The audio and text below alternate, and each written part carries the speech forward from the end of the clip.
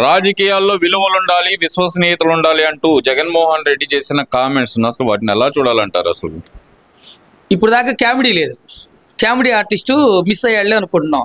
అటు ఇటు తిరుగుతూ ఉన్నాడు, కామెడీ స్టార్ట్ అయింది. అది అని అనటానికి నిదర్శనం జగన్మోహన్ రెడ్డి మాట్లాడే మాటలు. విలువలు, మానవనీయులు, ఏవో పెద్ద పెద్ద మాటలు మాట్లాడతాడు మన జగన్మోహన్ రెడ్డి. సైకోరెడ్డి మాట్లాడాల్సింది ఏంది? బుల్లెట్ దిగిందా లేదా, నా ఇంటర్వ్యూ బీకారా లేదా, నాకు ఎన్ని సీట్లు వచ్చినాయి, మా బాబాయిని చంపితే నాకేం వచ్చింది. 1.0లో వాళ్ళ బాబాయిని చంపేశాడు, ఇప్పుడు 2.0. అది కూడా మీరుతో మాట్లాడదాము. జగన్ రెడ్డి విలువల గురించి మాట్లాడుతుంటే దెయ్యాలు వేదాలు వల్లించినట్టే ఉంటుంది. ఏం విలువలు ఉన్నాయి జగన్మోహన్ రెడ్డికి అని అడుగుతున్నాను నేను.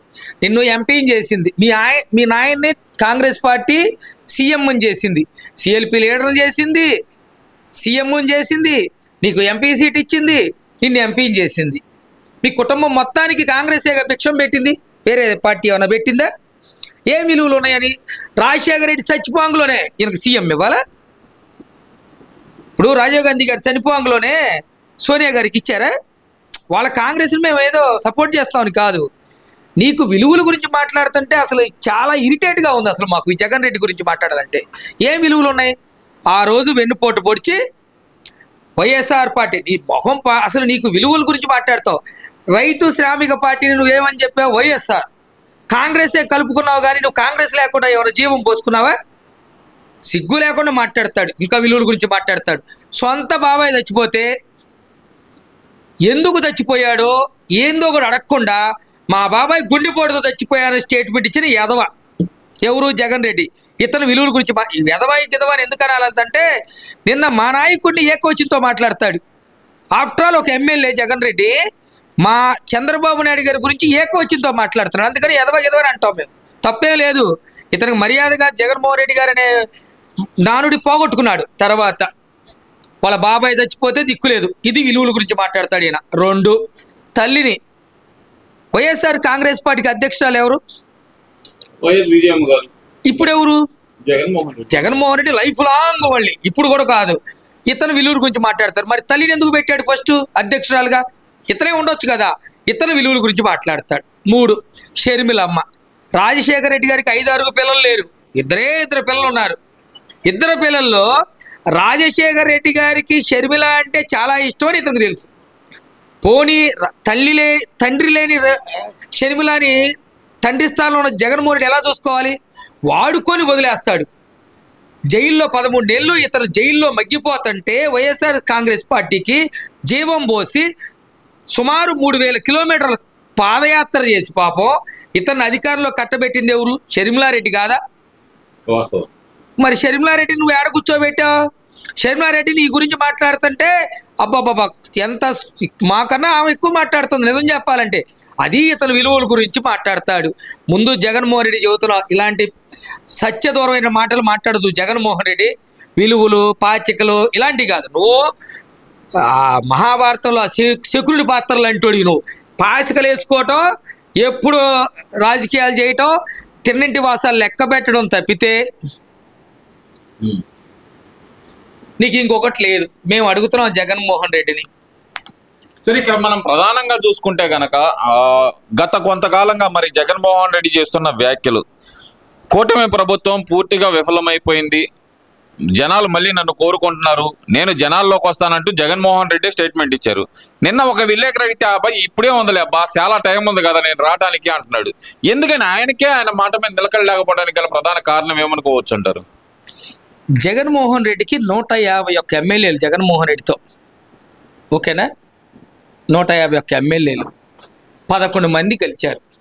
జగన్మోహన్ రెడ్డి అంటే ఎవరున్నాడు? నిలకడలేని రాజకీయ నాయకుడు ప్రపంచంలో ఎవడైనా ఉన్నాడంటే జగన్ రెడ్డి. ఇతనికి మతిమరుపు,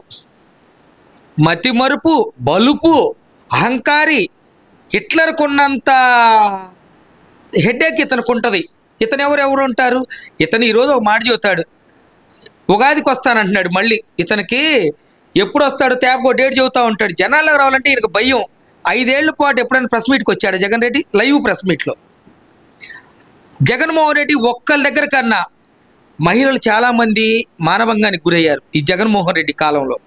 ఒక్కళ్ళ ఇంటికన్నా వెళ్ళి పరామర్శించాడా?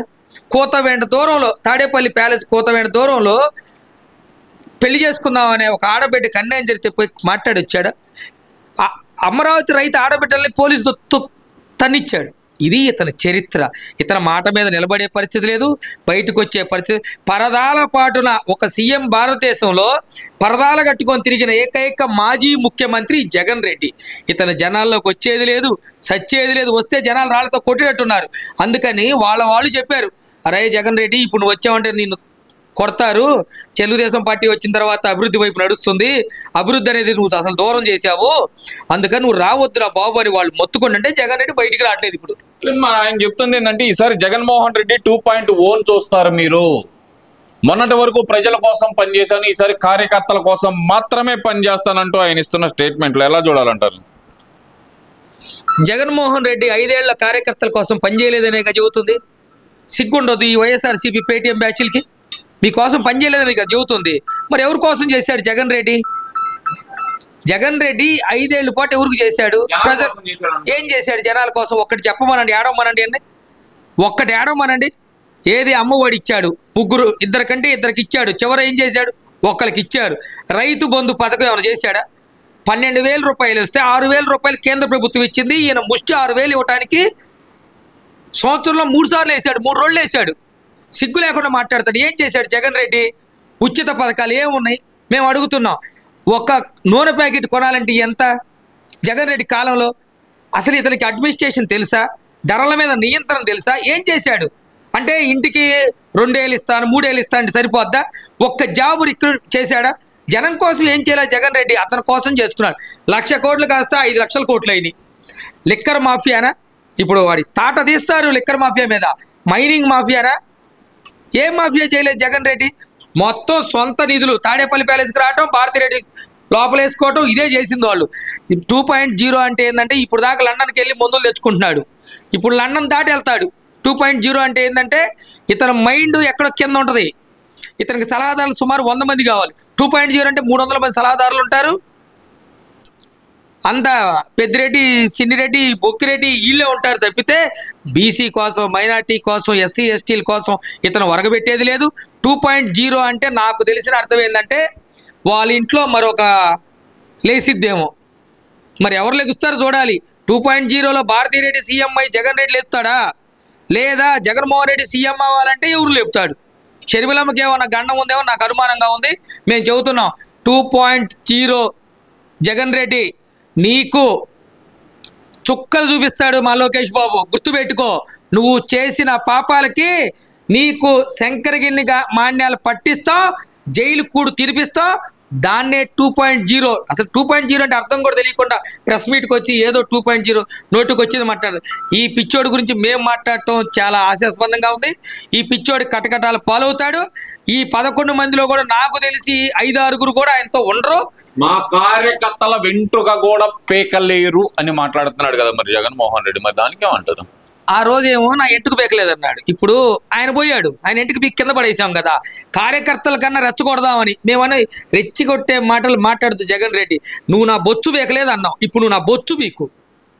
మీ కార్యకర్తల్ని ఇప్పుడు కార్యకర్తలు బొచ్చు ఎవరో బేకం. కార్యకర్తలు ఎవడైతే తురకా సురేష్ కదా, తురకా కిషోర్ గాడు, లేదా నీ పేటీఎం కుక్కలు ఎవడైతే ఉన్నాడో వాడు భర్తం తప్పితే అన్యాయంగా మాట్లాడి అన్యాయంగా కేసులు పెట్టించి ఆ రోజు ఎవరైతే ఇబ్బంది పెట్టారో రెడ్ బుక్లో ఉన్న వాళ్ళనే చూస్తాం తప్పితే కార్యకర్తలు అందరు జోలు రావు. రాష్ట్ర ప్రజలు అందరు క్షేమంగా అది ఏ పార్టీ అన్నా కానీ చిన్న చిత్తకోళ్ళ జోలి పోయే పరిస్థితి కాదు. ఎంటిక నువ్వు వాళ్ళందరూ రెచ్చగొట్టి వాళ్ళ కార్యకర్తలు నీ ఎంటిక పీకుతావా లేదా? ముందు ఏడు నీ ఎంటిక పీకుతావా లేదా? నా బొచ్చు పీకలేడు అన్నాడు జగన్ రెడ్డి. జగన్ రెడ్డి బొచ్చు పీకుతామో లేకపోతే ఇతను బొచ్చు పీకుతాడో చూద్దాం. ఇలాంటి మాటలు మాట్లాడేటట్టు ఇతను మాట్లాడుతున్నాడు కాబట్టి మేము మాట్లాడాల్సి వస్తుంది.